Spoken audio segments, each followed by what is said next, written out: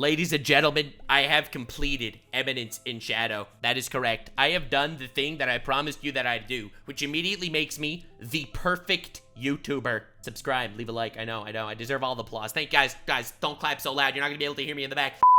I recently dropped an hour-long analysis video analyzing Sid Kagano, the main character, as an overpowered, done right character. Talking about, in incredible detail and depth, how this dude is not just your typical self-insert bumbo bingus protagonist that's just, oh, whoopee, he's strong, and that's it for the sake of strong. But I wanted to talk about how Eminence in Shadow has a lot of really darker themes and a lot of really good character writing. I really wanted to talk a little bit about the ending of the series, aside from doing an actual overarching story review, like, of the entire show, all in a shot. I wanted to spend a little time talking about the ending with you, because, to be frank, the finale, like the final climax of the last arc, was so good from a character writing perspective, it's crazy. Sid Kagano continuing to blow your minds in every possible way that he could. The war goddess Beatrix being introduced as an incredibly powerful character, and also someone with motivations that we can completely understand, and a very curious future ahead, how she will react when she finds out that Alpha is actually part of Shadow Garden. Incredible character development for Princess Iris, who took her first ever colossal L, and she knows that she has to protect her country despite the fact that she feels inadequate about it now. You had Sword Princess Lady of the Kingdom or whatever, that was, you know, taken over by this dude named Perv Asshat, which is the greatest name of an antagonist I have ever heard. How she was tricked, framed, forced to kill her own father for the sake of her country, framed again, became an outlaw, joined Shadow Garden,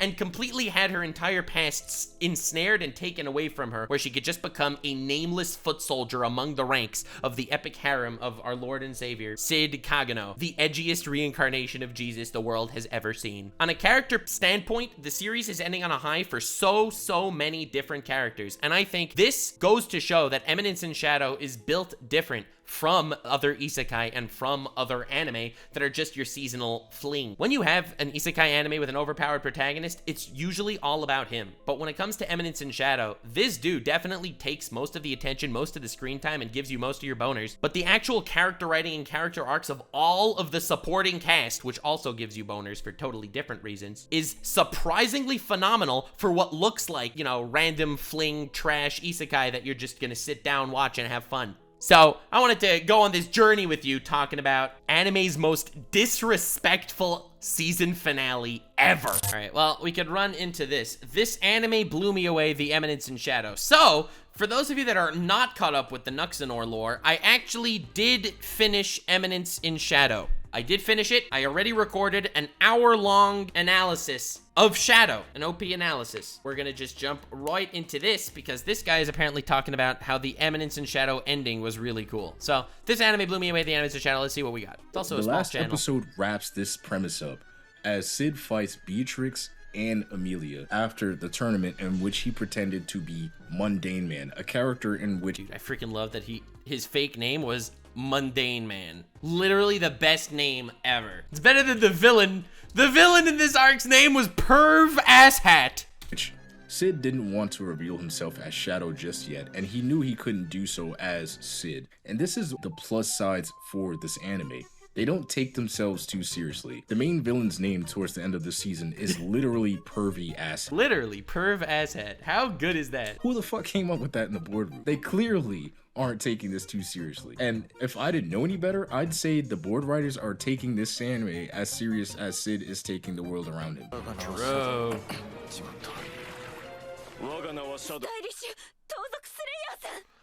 The developers absolutely... Yeah, I love how he starts talking with the NPC voice. He's like, no, I will start using the badass voice now. Increase their budget in sound, quality, and in animation, as most developers do to keep the show going and to leave it out with a bang so that demand for another season can be in the high, which it absolutely is. And along with the animation, the sound quality is also heavily increased.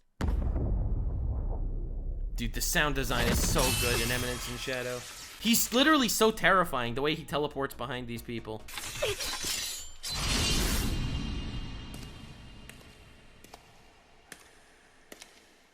I don't know who was taking notes in the boardroom, but it just does something to me when Sid says these words and you get that instant bass effect. And this might be a new thing in anime that goes on, but I gotta say, character pulling something off and then speaking in high bass, it just goes burr. I don't know why, but it makes me extremely excited. I actually talked I about that in my absolutely video. love it. I want more of it in season 2. Atomic. Dude, it just sounds so scary. We do see Sid pull off his old weapon of choice from before he was reincarnated, 2 awesome crowbars. Now, I don't know about anybody else, but I was so hyped to see him pick up these crowbars, especially since I like Nightwing. I know crowbars aren't Scrimma sticks, but you can see the comparison, right?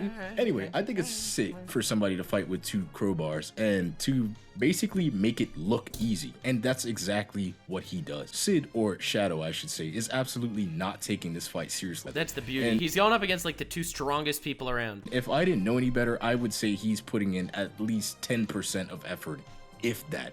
But I was surprised to see him take on Beatrix so easily. Like, I knew the man's was broken. I knew he was gonna win. He's the main character of the show, but I didn't think he would take her on this easily.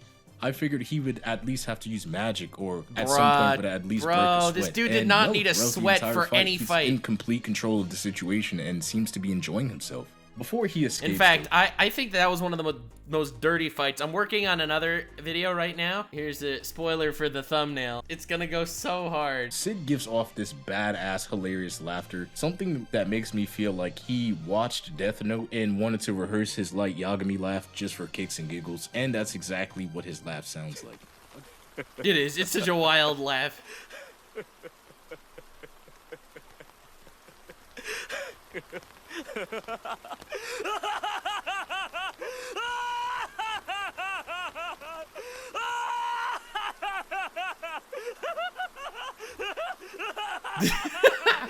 This is insane.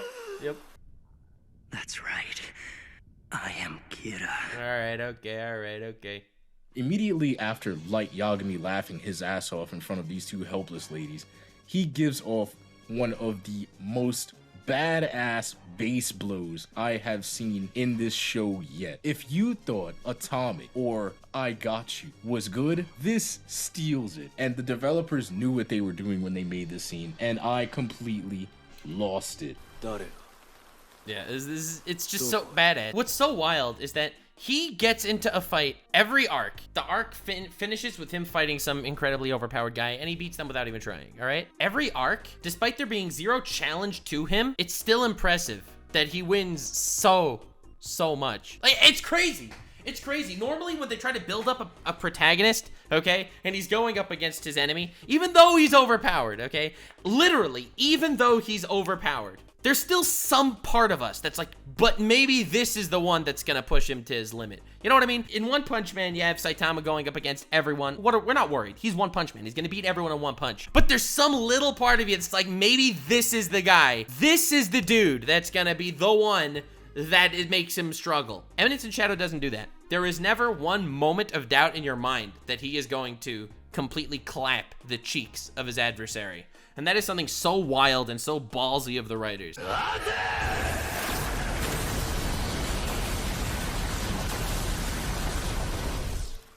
I wish he had thrown off one more Atomic just to show them how overpowered he was. Sid took it easy and escaped since, again, he doesn't want to overdo it and his plan is to stay in the shadows. I think Sid was enjoying his fight with Beatrix and Amelia. Oh, for Simply sure. like you would back when you were a child playing with toys. And after a while, you get tired of playing with those toys and you put them back in your toy box. That's exactly what Sid did. So he fled from the scene to go back to his normal life as a teenager. But that's not all. If you thought the amazingly choreographed fighting scenes and the bass drops and the awesome sound... Whoa. You don't say amazingly choreographed fight scenes when you just see sparks flying around like this. To go back to his normal life as a teenager. But that's not all. If you thought the amazingly choreographed... Alright, really, dude?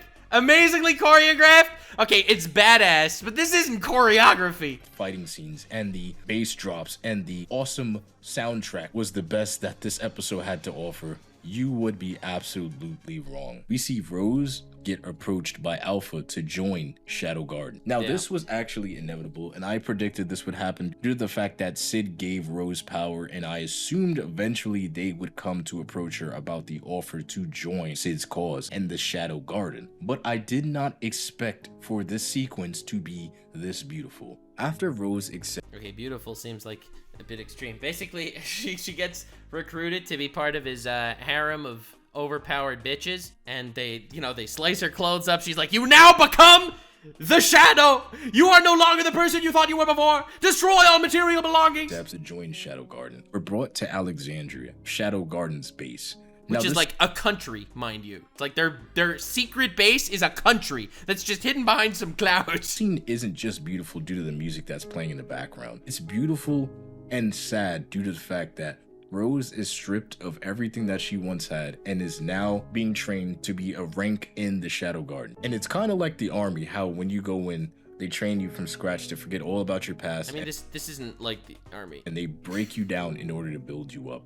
And the sequence is quite beautiful and sad. Outside of that, we have Sid playing. It is a sad sequence. That is true.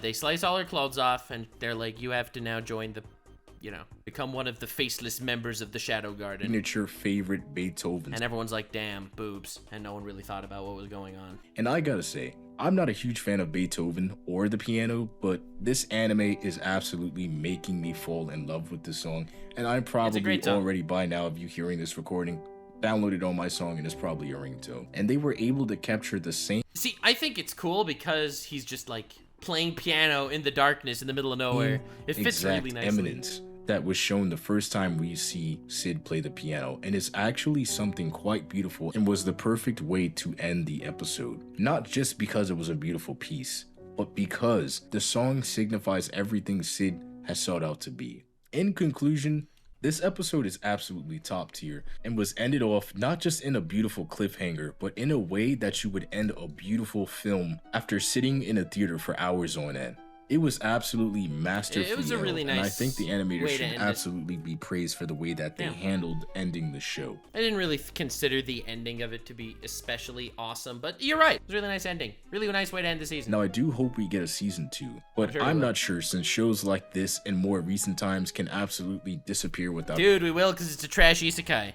I don't mean trash like I hate it. Like, I do like it. It's good trash, but like, it's a trash isekai, bro. Of course it's getting out of the season. All the trash isekais get out of the season. I mean, we have good shows like Konosuba and Overlord that took years and years to come back, even though those shows themselves were also in high demand. And it's just something about isekais that animators tend not to carry too long with. They constantly either switch studios, which makes it difficult for fans to stay loyal to a show due to the constant art style changes, or due to the fact that studios take years and years on end to renew a series or continue from where they left off. I can't wait for season 2. Eminence of Shadow is definitely a show that I recommend you watch, and I'm going to be doing a full series breakdown on how good the show is and its strong points, weaknesses, and why I actually feel like this is top 5 isekais made within recent times. The show doesn't... Sounds right. Top 5 isekais of recent time. Maybe. I don't think it's as good as ReZero or Konosuba, but it's up there. I would say it's up there. Break any molds, and it doesn't do anything crazy. I disagree. I think it breaks a lot of molds, and I think it does do things crazy. But it knows the story it's trying to tell, and for that reason alone, it carries itself pretty damn well. And it's unfortunate that this show carried under the radar for so long, but hey, maybe that's how the developers wanted it. Maybe this is one of those top tier animes that just stays in the shadows. Damn! Nice ending. All right, check out Casher and Kuma. I wanted to watch a small creator, so check him out. But I think that the ending of the first season was good, and I do think you could definitely have fun watching this show. It's like when someone says something like, yeah, but it's dumb because the main character just wins every fight, you could just so easily say, you think it's dumb. That's what someone would think. The show's trying to pass itself off as an NPC of anime.